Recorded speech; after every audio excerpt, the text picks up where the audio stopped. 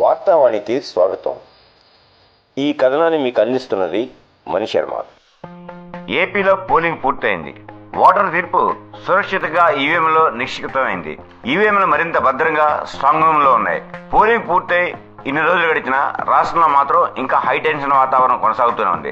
రాష్ట్రంలోని పల్నాడు, రాయలసీమలో ఉద్రిక్తలు కొనసాగుతున్నాయి. దాడులు, ప్రతిదాడులతో రగిలిపోతున్నాయి. సాధారణంగా పోలింగ్ సందర్భంగా ఉద్రిక్తలు నెలకొనడం, ఆ తర్వాత చల్లారిపోవడం సహజమే.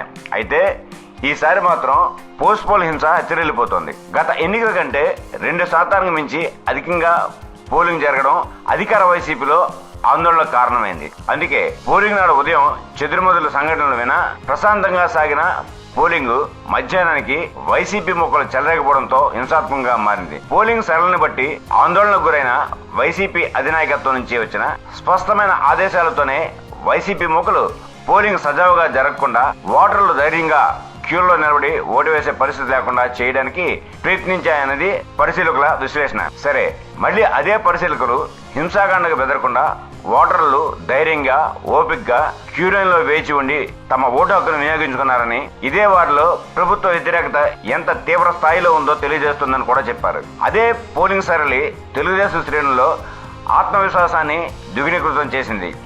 ఇక అధికార పార్టీ ఆగడాలను మౌనంగా భరించిన అవసరం లేదన్న ధైర్యాన్ని నింపింది. పోలింగ్ తర్వాత పల్నాడు, రాయలసీమలో వైసీపీ నేతల దౌర్జన్యాలను ఎదుర్కోవడంలో తెలుగుదేశం శ్రేణులు నిర్భీతిగా ముందు కదలడానికి అదే కారణమని పరిశీలకులు చెప్తున్నారు. అదే సమయంలో పోలింగ్ తమకు వ్యతిరేకంగా జరిగిందని వైసీపీ కీలక నేత కొందరు అభ్యర్థులు మీడియా ముందు అంగీకరిస్తున్నారు.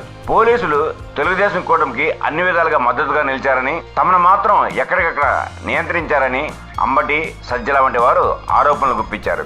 సజ్జల అయితే ఒక అడుగు ముందుకు వేసి తెలుగుదేశం కేంద్ర కార్యాలయం నుంచి వచ్చిన ఆదేశాల మేరకు ఎన్నికల సంఘం పనిచేసిందంటూ తీవ్ర ఆరోపణలు చేశారు. ఈ మాటలన్నీ వైసీపీలోని ఓటమి భయాన్ని ప్రస్ఫుటంగా ఎత్తి చూపుతున్నాయి.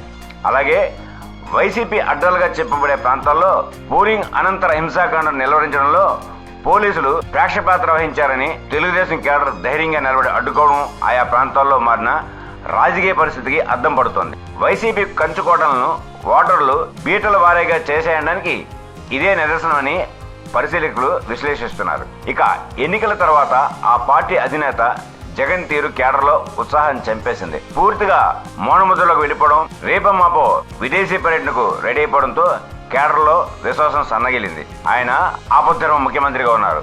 ఐపాక్ సిబ్బందితో నోరు విప్పి గతం కన్నా మెజారిటీతో గెలవబోతున్నామని చెప్పిన మాటలు తప్ప మీడియాకు గాని, ప్రజలకు గాని జగన్ అడ్రస్ చేసిన లేదు.